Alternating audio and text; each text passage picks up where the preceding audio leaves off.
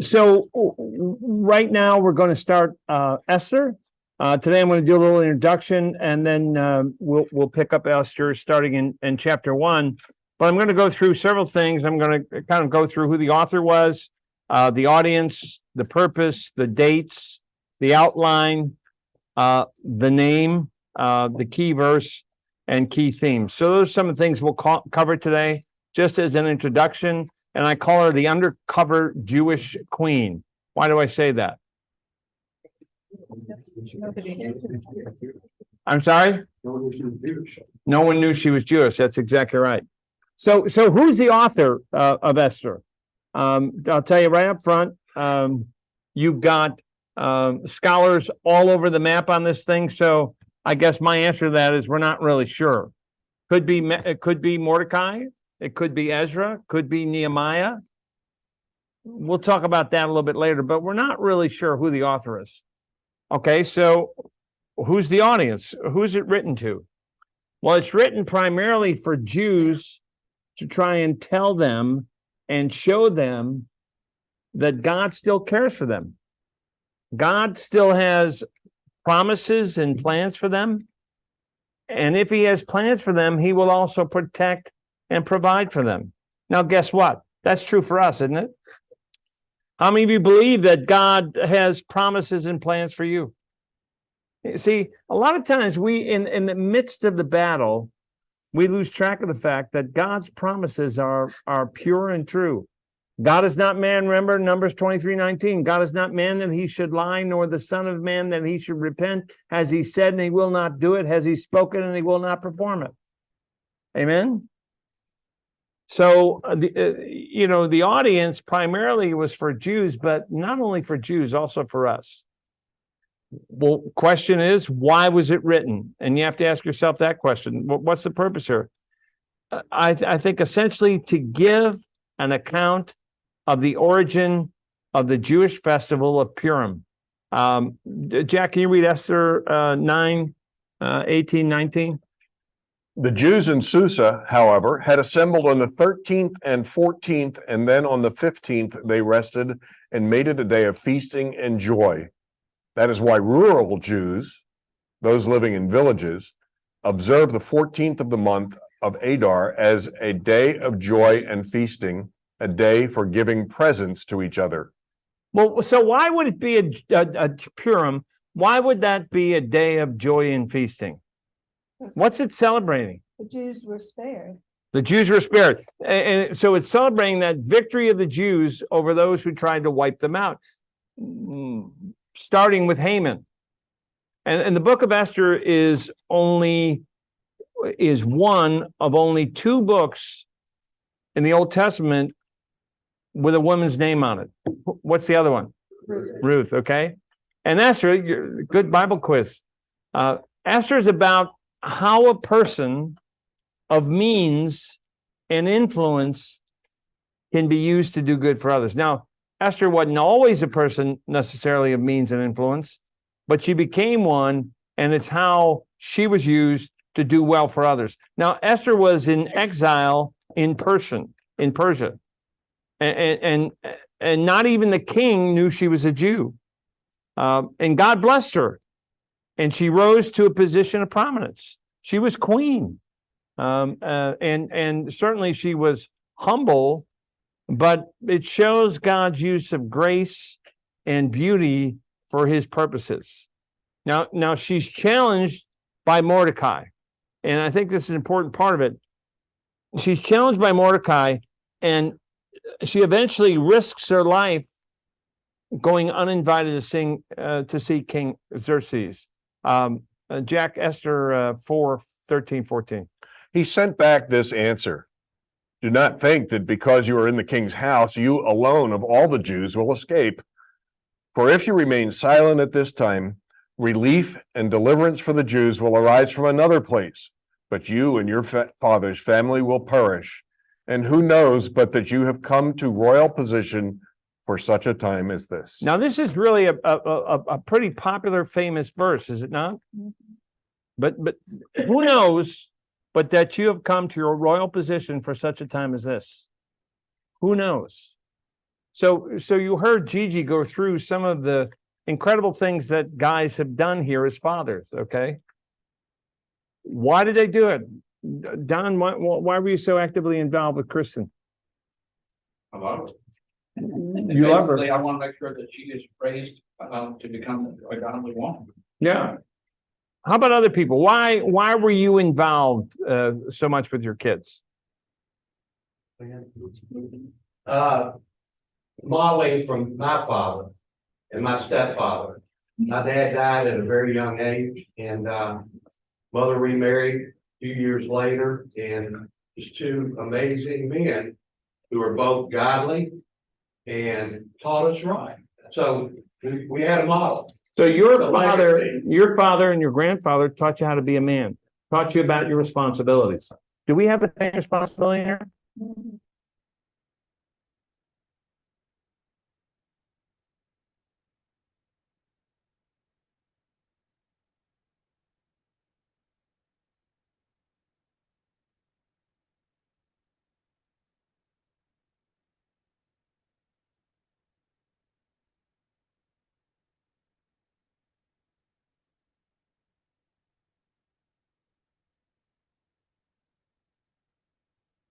And they search for a new queen and eventually find Esther. Haman's condemnation, that occurs in chapters 3 through 5. And that's because Mordecai refuses to bow to Haman, and Haman plans to kill all Jews. Now, there's another reason that is more deeply ingrained, that Haman resists Mordecai resists Haman, and I'll talk about that a little later. You've got Israel's celebration in chapter 6 through 8, when Esther tells the king, and they go on from there. And the king gives an order in chapters 9 and 10, the Jews can kill their enemies. And they kill some of them, but they don't kill all of them. Now, Esther 1 and 2, the king is displeased by the conduct of Queen Vashti, and he deposes and divorces her. Esther 1 verses 10, 11, and then 19, Jack. On the seventh day, when King Xerxes was in high spirits from wine, he commanded the 7 eunuchs who served him, Mehuman, Biztha, Harbona, Bigtha, Abagtha, Zethar, and Carcass, to bring before him Queen Vashti, wearing her royal crown, in order to display her beauty to the people and the nobles, for she was lovely to look at. Now, let me just stop there. It was more than just coming out, smiling, and making appearance. Remember, like, many scholars think that it was very provocative, and he was wanting her to do something that she didn't want to do. So let's go to 19. Therefore, if it pleases the king, let him issue a royal decree, and let it be written in the laws of Persia and Media, which cannot be repealed, that Vashti is never again to enter the presence of King Xerxes. Also, let the king give her a royal position to someone else who is better than she. All right, now let me stop right there and say, why was she banished? Okay, why was she banished? Ultimately, what was the purpose of her being banished? Yeah. Well, because she disobeyed the king's order, and all the guys were concerned that that example would cause all of their lives to do the same. Yeah, they certainly were worried that this would stir up trouble if he didn't do anything to Vashti. So he deposed her and then looks for a new queen. Okay. And he selects Esther as his new queen. Now, in Esther 3 through 5, Mordecai, Esther's cousin and adoptive father, refuses to bow down to Haman. And in response, Haman crafts a plan to destroy not just Mordecai. He wants to destroy all the Jews in the kingdom. And the Jews mourn and they weep and they fast for deliverance. And Esther then risks her life by going to see the king uninvited. You had to be invited to go see the king. She showed up uninvited, but the king receives her kindly and agrees to attend a banquet with Haman. Esther 5, 1 through 4, Jack. On the third day, Esther put on her royal robes and stood in the inner court of the palace in front of the king's hall. The king was sitting on his royal throne in the hall, facing the entrance. When he saw Queen Esther standing in the court, He was pleased with her and held out to her the gold scepter that was in his hand. So Esther approached and touched the tip of the scepter. Then the king asked, "What is it, Queen Esther? What is your request? Even up to half the kingdom it will be given you." "If it pleases the king," Esther replied, "let the king, together with Haman, come today to a banquet I have prepared for him." All right, so Esther doesn't spill the beans there. She wants him to go to a banquet. And on the second day of the banquet, Esther tells the king about Haman's plot to kill the Jews.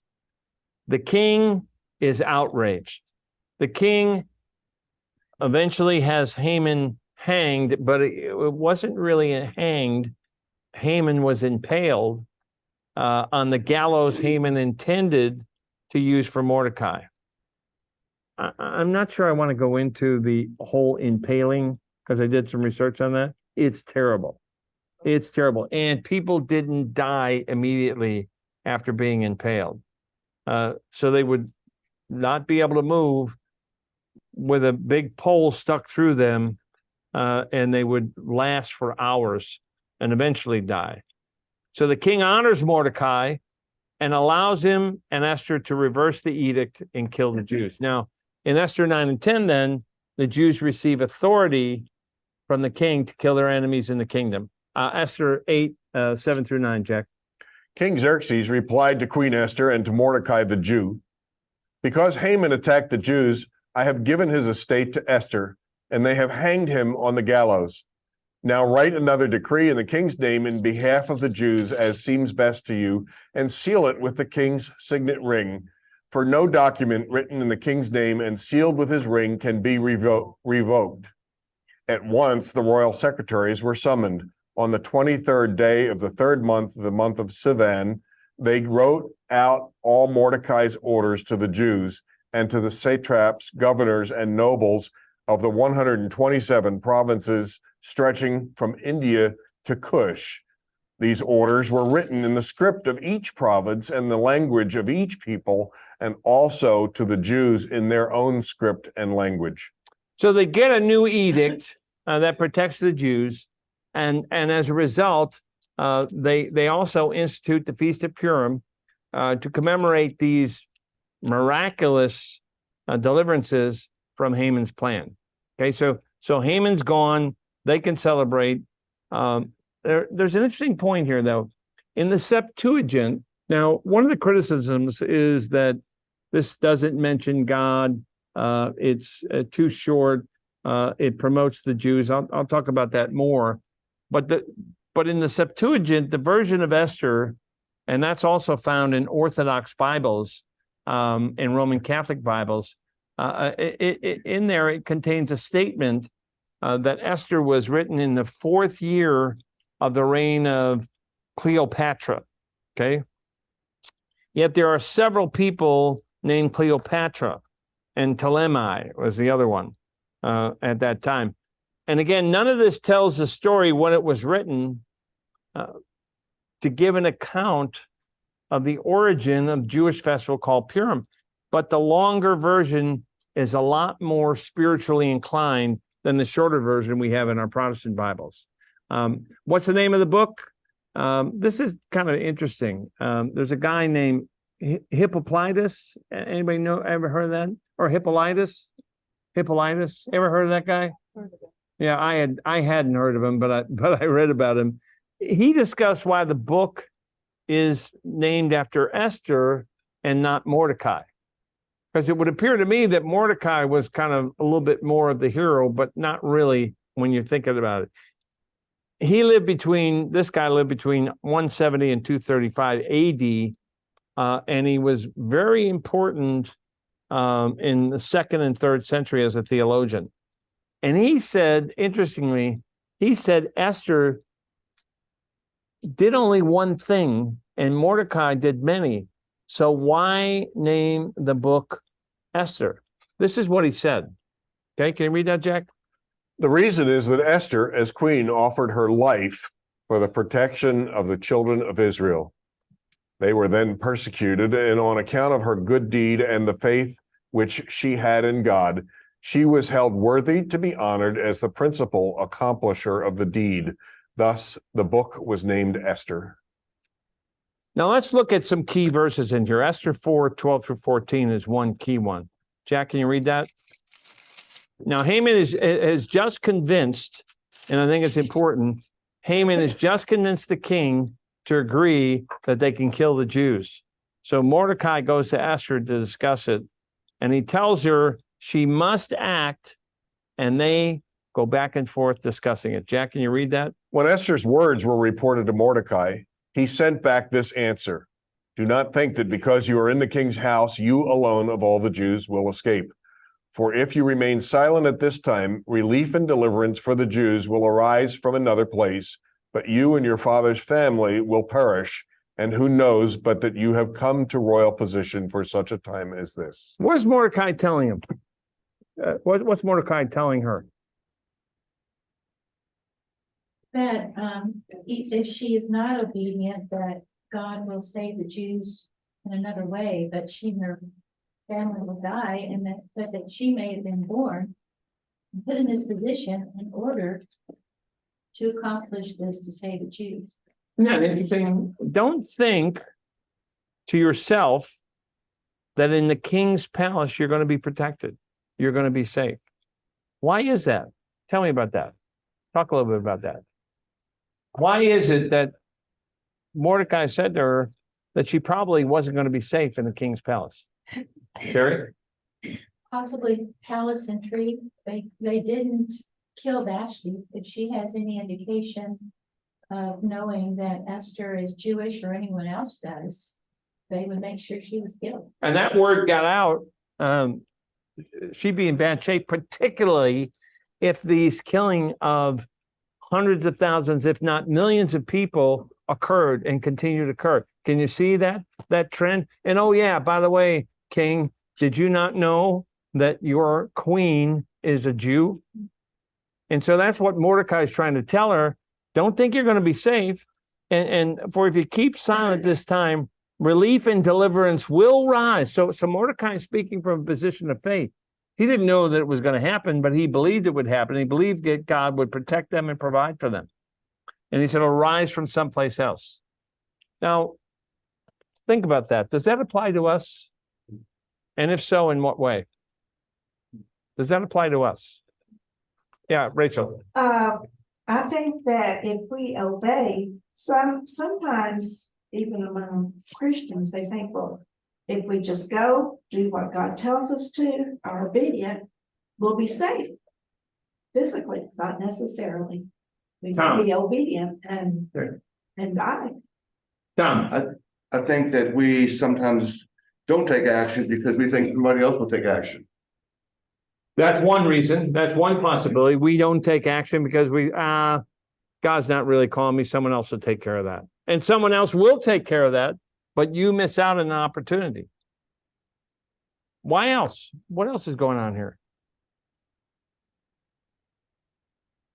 Don't you think that he is talking about being called to a position for such a time as this? Have you thought about that? Have you prayed about that? One of the things I'm constantly praying to God about is, okay, God, what do you want me to do? How do you want to use me? Where do I need to go? What do I need to do? Ken. I don't think it's mentioned. I didn't hear everything, but Esther may have very much assumed she was in a privileged position, regardless of her Jewishness, having been called and therefore set apart. Sometimes as Christians, we feel like we're in a privileged position and therefore are not ready to serve.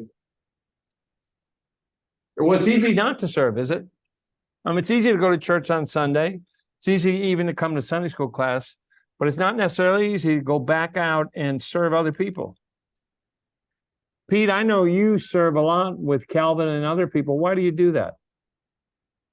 It's just something I've been doing since 1988, when I took my first mission trip.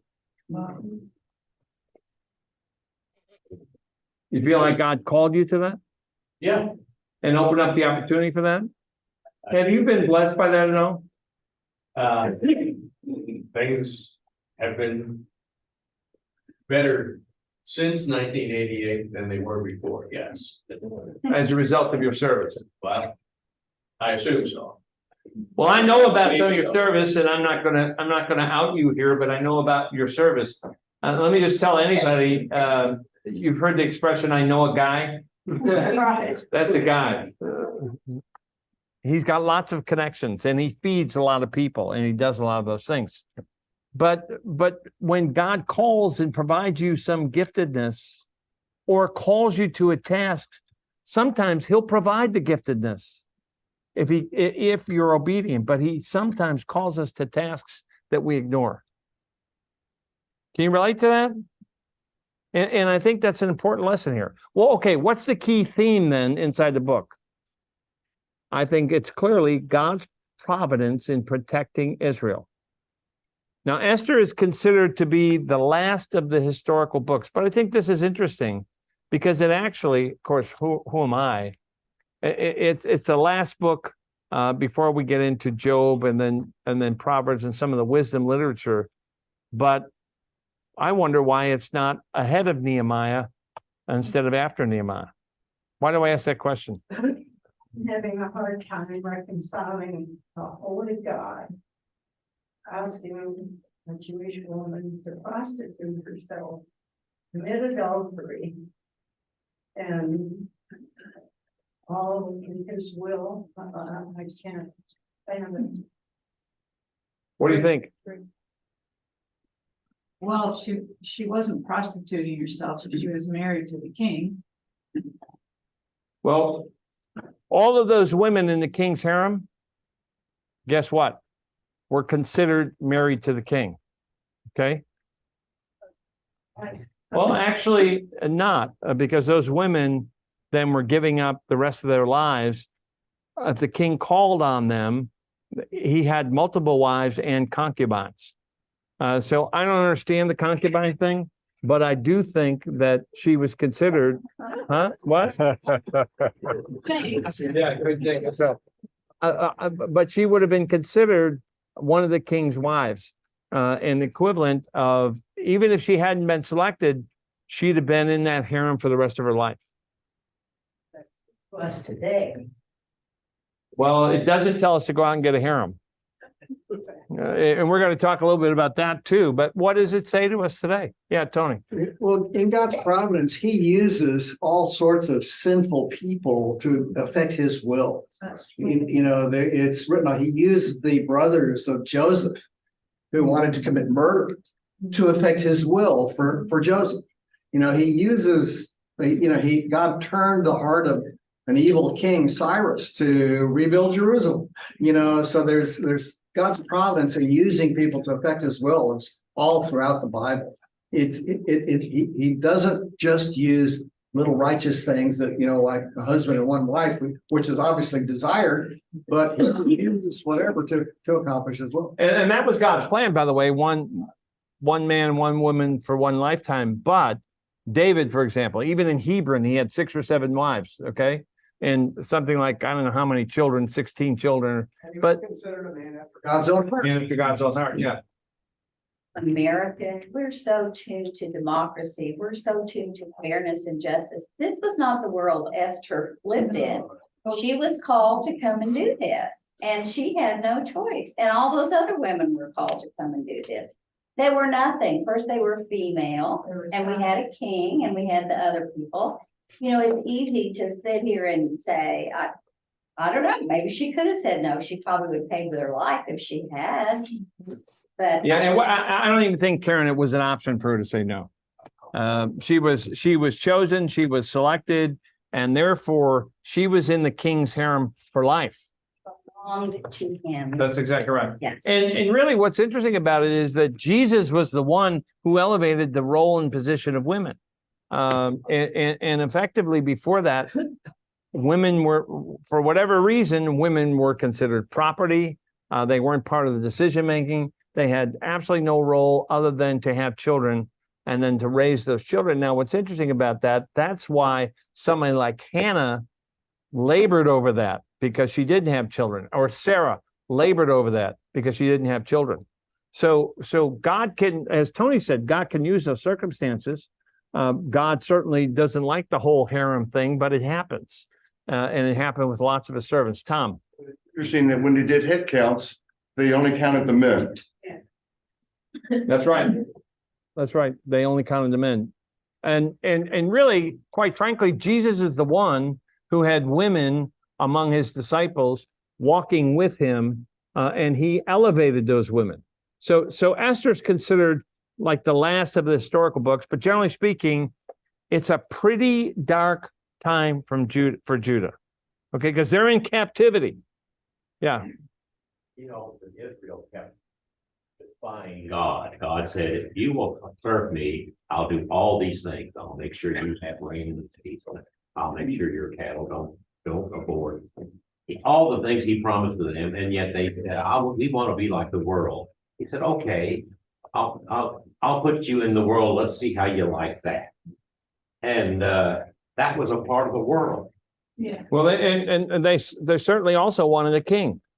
Yeah. And immediately he said, today is a day for harvest. He said, let's see how you like the harvest. Yeah. And he sends a hail and rain and destroys the harvest. And really, the temple's been rebuilt, but the city hasn't been reestablished at all. There's no wall around Jerusalem. It's a dark time. And Cyrus allows the Jews to leave much earlier, but many of them didn't leave. Ezra 1:1-4, Jack. In the first year of Cyrus, king of Persia, in order to fulfill the word of the Lord spoken by Jeremiah, the Lord moved the heart of Cyrus, king of Persia, to make a proclamation throughout his realm and to put it in writing. This is what Cyrus, king of Persia, says, quote, "The Lord, the God of heaven, has given me all the kingdoms of the earth, and he has appointed me to build a temple for him at Jerusalem and Judah. Any one of his people among you may his God be with him, and let him go up to Jerusalem in Judah and build the temple of the Lord, the God of Israel, the God who is in Jerusalem. And the people of any place where survivors may now be living are to provide him with silver and gold, with goods and livestock, and with free will offerings for the temple of God in Jerusalem." So Cyrus allows them to go, supports their going, supports their trip, and yet the vast majority of them stay behind. Why is that? Well, one of the reasons for that is that there's no place to go. There's no city, there's no government in Jerusalem. There's a temple that's been rebuilt, but essentially, for the most part, there is no wall around it. There is no safety. There's no.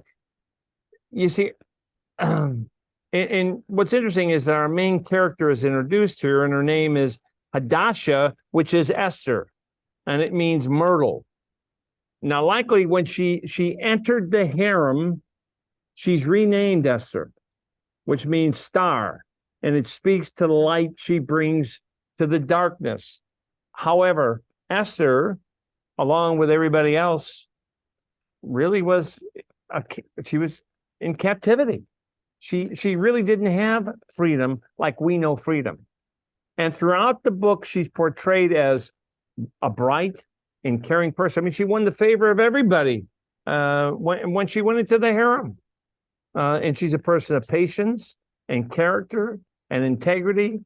And she has deep faith and patriotism and eventually courage. And I think that's important because she also listened to advice. She listened to it, and she was beautiful, certainly, but must have also been graceful and kind. Why do I say that? She was beautiful, but also must have been graceful and kind. Oftentimes, people who are beautiful are not graceful and kind. Do you agree with that? Why is that? I think sometimes people cater to them. You know, people are beautiful. What do they have to worry about? But she won everyone's approval. Yes. Yes, she was favored because it said they put her in the best place in the harem, or the best place. The eunuch did that. And yet, when she was to go into the king, she just took whatever she was advised to take with her, not listen. whatever she wanted to do, and she was allowed to choose whatever she wanted to take. And the eunuch allowed her or advised her on what to take. Let that go to her head. And she won, because of that attitude, she won everybody's approval. Actually, Esther 2:15, Jack. When the turn came for Esther, the girl Mordecai had adopted, the daughter of his uncle Abihail, to go to the king, she asked for nothing other than what Haggai, the king's eunuch, who was in charge of the harem, suggested. And Esther won the favor of everyone who saw her. All right, so the primary theme here is God's providence in protecting Israel. And that's the key theme of the book. Even though God is not mentioned in this version, Esther, his presence and his provision are obvious. Now, in the longer version, again, in the Septuagint, they are mentioned. God is mentioned multiple times. So let's take a look at the story real quickly. Josephus tells us that Mordecai wrote this. Isidore and Augustine affirm that it was Ezra. We don't know. But Cyrus and Darius have passed, and Xerxes is now the king of Persia. And Josephus tells us that Mordecai wrote the book, but it really doesn't make that much difference to us today. What's more important is what's in there. Whomever the author is, he was probably a Persian resident and a Jew. And I say that considering a few things. First of all, this takes place where? In Susa, in Persia. Now, if you take a look at this, and I've got some modern day countries here, you take a look up in the top on the left-hand side, which would have been Turkey, then Syria, then Jordan, then Israel. All the orange stuff is the kingdom of Persia. Okay, that's a lot of territory. And guess where Susa is? It's right there in the middle. And by the way, it's in the mountains. Why is that important? Easily defendable. Easily defendable. And if you take a look at it, Esther married Xerxes here. That's why it's significant. And really, it was the capital city of the Persian Empire, and it was the winter home of Xerxes. And by the way, today, Susa is located in Iran, so Americans can't go there, but it's in Iran. And by the descriptions in here, he had to have known that Susa and the royal palaces were all an important part of the story. And this, too, is the same place for several key events. I talked about Esther, but Daniel's vision occurs in Susa. And that's the vision of Persia and Greece invading. And Nehemiah serves as the cupbearer here. So this is a real important place and a central location and protected location. Makes me wonder how Greece defeated them. And we'll study that sometime. In addition, the author also knew the Persian culture and the Persian practices. And the author knew them well. And some argue that Nehemiah may have even written the book, but again, we don't know that for sure. So here's something to consider. I want to take a look at a chart and see where all of this likely occurred and when. Now, I put some red circles on the chart. You could probably see those. But I wanted to identify, because it's a great chart, but I want to identify some real important things. Cyrus lived from or reigned from 559 to 530. And Babylon fell to Cyrus. Okay. So you've got the first decree of Cyrus in 537 to let the Jews go back. Okay. Then you've got the temple finished and it's dedicated. But the problem with the temple being finished and dedicated is there's no protection for the temple. Okay. The wall is down and hasn't been rebuilt. So now we've got Darius the first. And then we go from Darius to Xerxes. And Queen Vashti is rejected early in his term. And then Esther is chosen as queen. And then you've got the planned destruction of the Jews turned into victory. That's in Esther 3.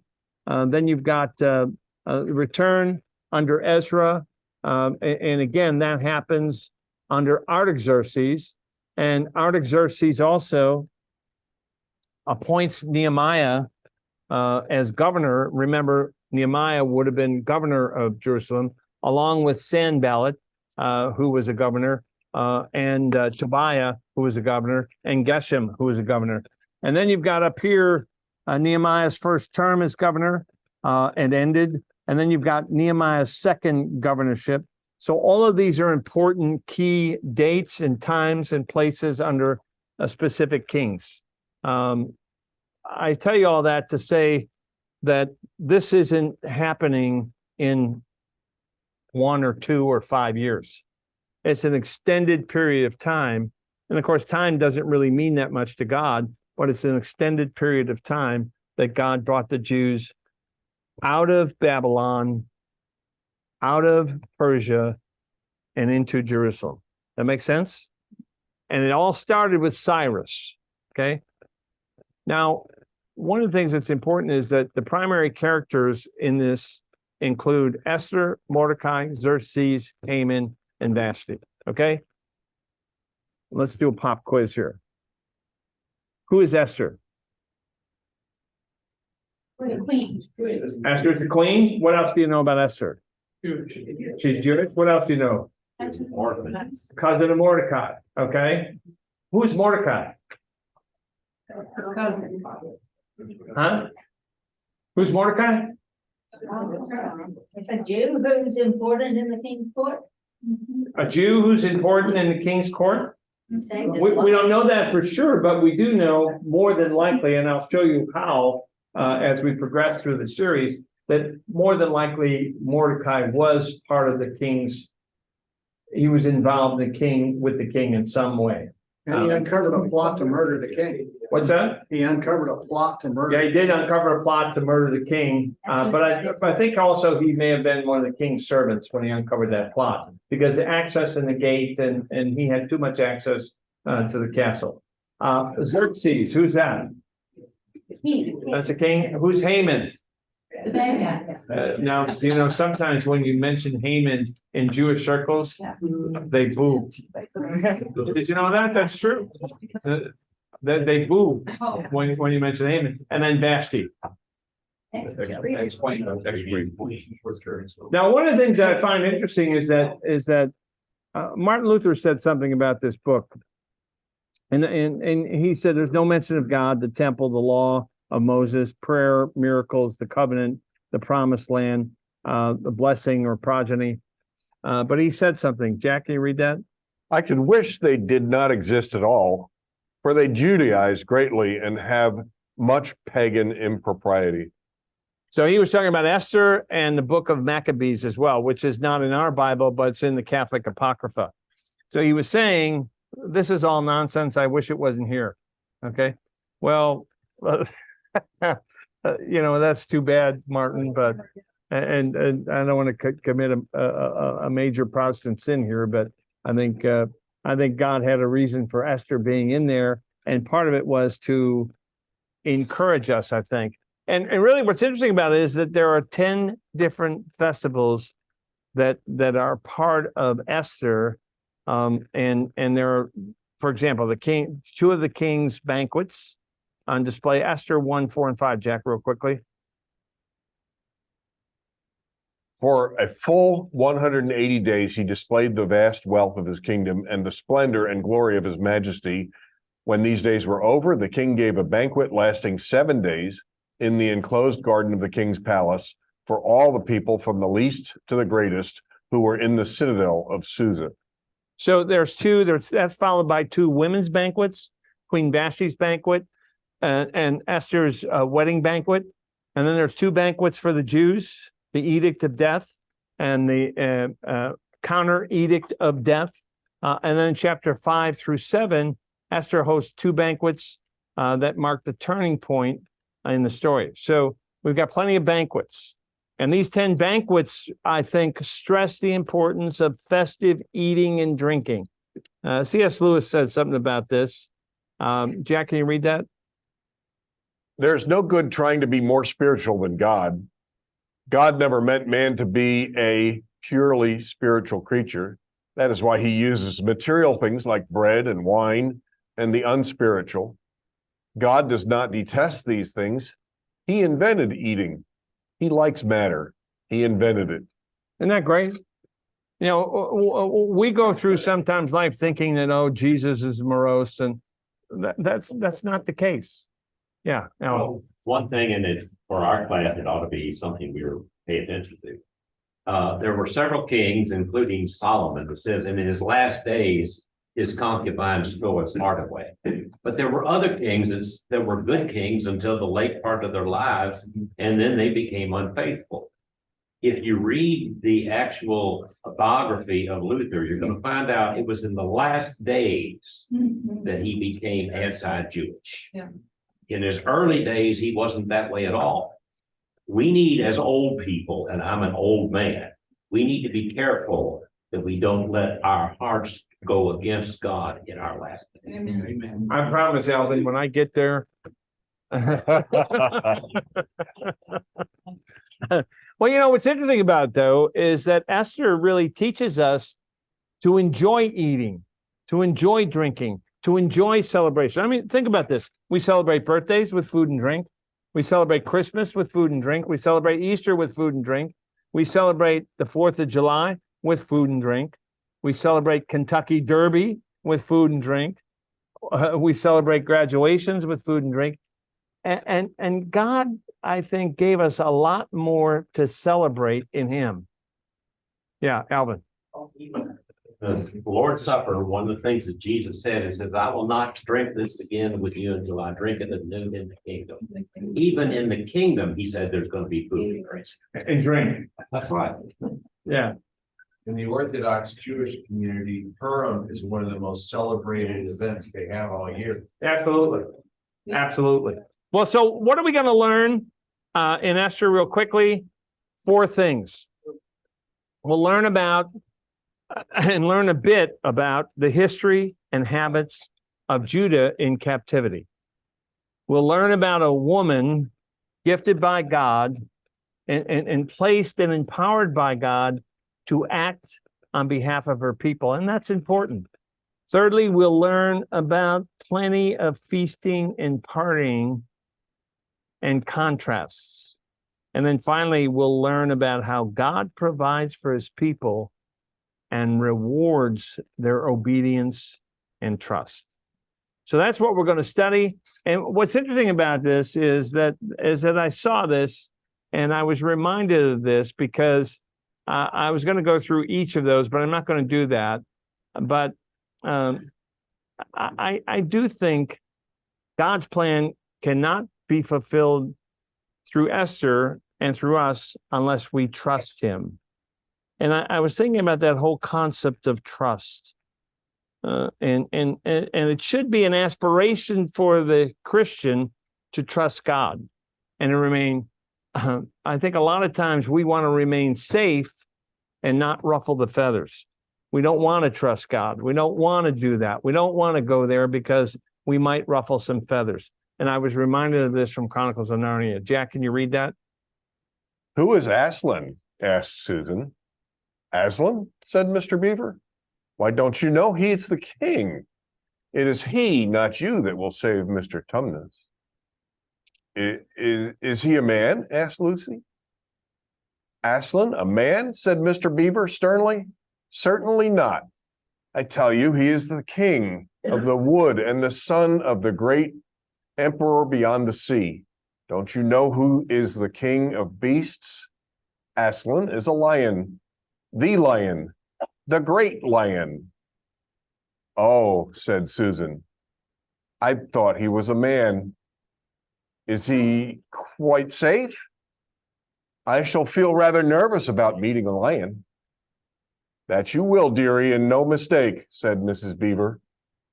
If there's anyone who can appear before Aslan without their knees knocking, they're either braver than most or else just silly. Then he isn't safe, said Lucy. Safe, said Mr. Beaver. Don't you hear what Mrs. Beaver tells you?